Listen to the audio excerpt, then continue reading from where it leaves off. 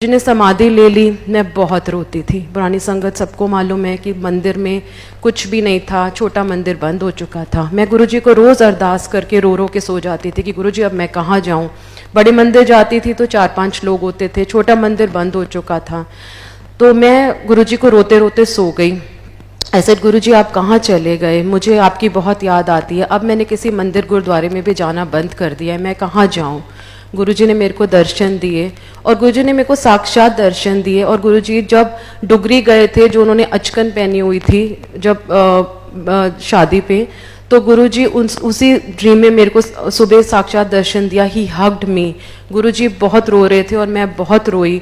And Guruji said मैं किथे गया नहीं हाँ, ते हमेशा तेरे नाल हैं, जब तू मैनू याद करेगी तो मेरा साथ हाँ। And today is the day संगत जी, जब मैं गुरुजी को याद करती हूँ वो मेरे साथ होते हैं। मुझे गुरुजी से कभी मांगने की ज़रूरत नहीं पड़ी, क्योंकि ऑटोमेटिकली चीज़ें अपने आप जगह पे आती गई। मुझे कभी मांगने की ज़रूरत नहीं पड़ी। और जो मेरे लिए अच्छा नहीं है वो गुरुजी ने मुझे नहीं दिया, लेकिन जो मेरे लिए बेस्ट है वो गुरुजी ने मुझे दिया।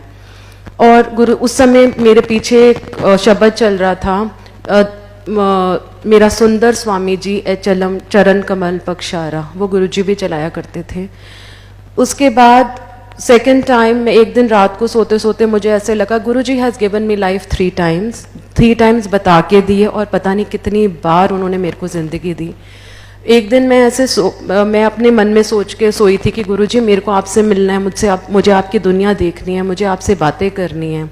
जैसे ही मैं रात को सोई, गुरुजी मेरे को विजन दिखाया कि मैं ऊपर चली गई और एक आंटी मुझे मिलती हैं। उन्होंने पर्पल सूट पहना है और उन्होंने बहुत बड़ी बिंदी लगाई हुई है और कहते हैं जिसका अंत समय आ जाता है गुरुजी उसे यहाँ बुला लेते हैं। मैं अंदर गई, गुरुजी वहाँ लेटे हुए थे रेत पे। जो गुरुजी की हम सेवा करते हैं वो गुरुजी हमें किसी चीज़ के लिए ब्लेस कर रहे होते हैं। ये ना सोचना कि हम लोग बहुत बड़े हो गए हैं तो हमें गुरुजी ने, भगवान ने हमें सेवा दे दी है।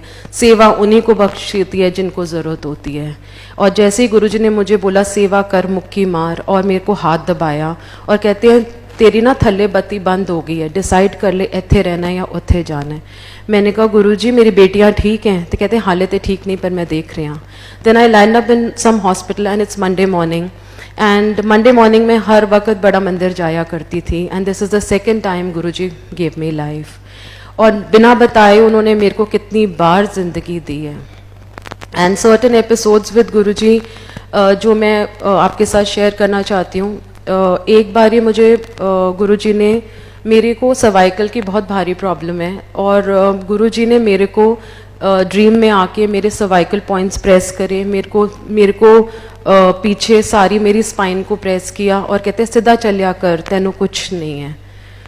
और एक बार ये मुझे ऐसे याद आता है, जब मैं गुरुजी के पास गई थी तो दिवाली का दिन था, और मैं तब मुझे नहीं पता था कि छोटे मंदिर में दिवाली का ओकेजन होता है। तब मैं नई नई जुड़ी थी। तो मैं जैसे ही अपने घर की सीढ़ियाँ उतर रही थी तो मुझे ऐसे मन में लगा कि गुरुजी बुला रहे हैं। तो आई टोल्ड माय हस्बैंड कि गुरुजी बुला रहे हैं, मुझे जाना है। तो ही सेड कि चलो गुरुजी पे चलते हैं। जैसे ही मैं गुरुजी के पास अंदर गई तो कह रहे हैं गुरुजी ना तब वहाँ पे प्रसाद बांट रहे थे पंजीरी का, और सबको मालूम है कि गुरुजी इतना बड़ा हाथ उठा के पंजीरी का प्रसाद दिया करते थे।